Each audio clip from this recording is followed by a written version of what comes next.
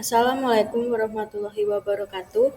Selamat siang kepada yang terhormat Bapak Atri Nodi Maiza Putra, SEMAK, selaku dosen pengampu akuntansi manajemen dan kepada seluruh teman-teman.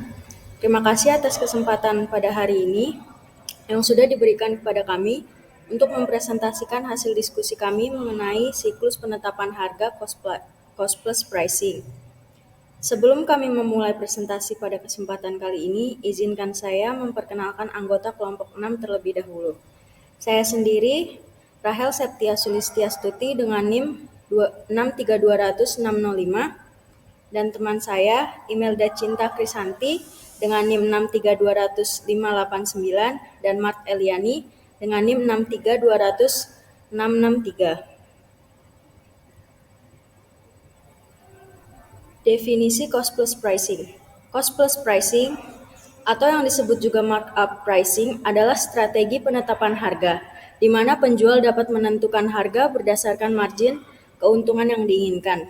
Kemudian, tujuan daripada penetapan harga itu dibagi menjadi 3. Yang pertama, orientasi laba, yang meliputi target baru dan meningkatkan laba. Yang kedua, orientasi penjualan, meliputi meningkatkan volume penjualan dan pertumbuhan pangsa pasar. Dan yang ketiga, orientasi status, yang meliputi menghadapi persaingan dan persaingan non-harga. Kemudian metode pendekatannya dibagi menjadi 2. Yang pertama ada full cost dan variable costing.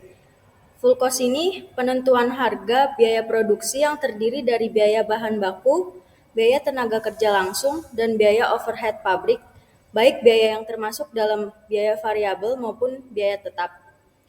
Sedangkan variable costing adalah penentuan harga pokok produksi di mana hanya membebankan biaya-biaya yang terdapat dalam biaya variabel saja ke dalam HPP atau harga pokok produksi.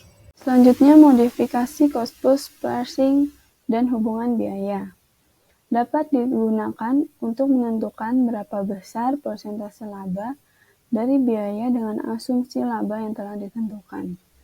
Caranya, persentase target laba sama dengan harga jual dikurang biaya yang ditetapkan dibagi biaya yang ditetapkan dikali 100%. Menetapkan harga berdasarkan ROI yang dikehendaki. Sering kali perusahaan menetapkan sasaran untuk menghasilkan produk adalah tingkat pengembalian modal atau biasa disebut Return on Investment atau ROI. Caranya, ROI sama dengan profit margin dibagi sales dikali sales dibagi investasi. Atau ROI sama dengan profit margin dikali sales turnover. Untuk menetapkan harga dengan tingkat ROI tertentu, dapat digunakan langkah berikut. Yang pertama, menetapkan persentase mark dengan cara ROI ditambah biaya dibagi total biaya produksi. Yang kedua, menambah harga pokok produksi dengan markup pada langkah pertama. Selanjutnya, modifikasi rumus metode full cost. Persentase markup dapat dicari dengan hasil ROI yang dikehendaki ditambah biaya penjualan dan admin dibagi volume dikali biaya produksi per unit. Jika laporan laba rugi telah disusun, maka rumusnya dapat menggunakan margin bruto dibagi harga pokok penjualan. Modifikasi rumus metode variable cost. Persentase markup dapat dicari dengan ROI yang dikehendaki ditambah biaya tetap dibagi volume dikali biaya variabel.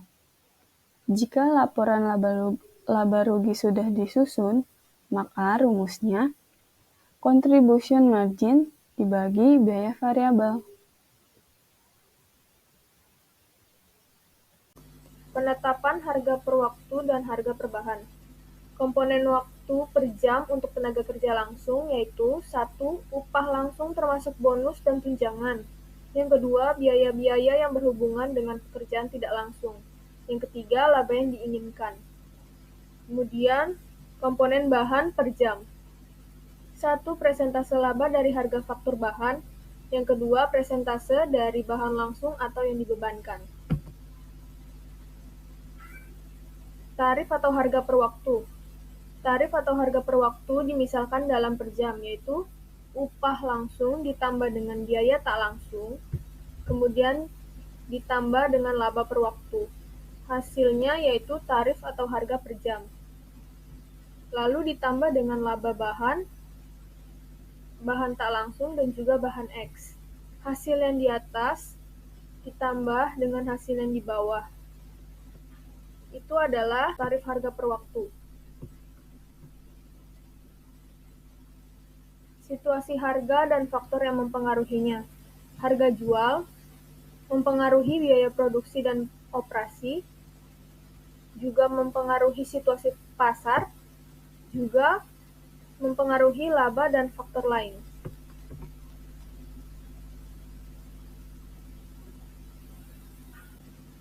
Sekian presentase dari kelompok kami. Jika ada kesalahan kata, mohon dimaafkan. Assalamualaikum warahmatullahi wabarakatuh.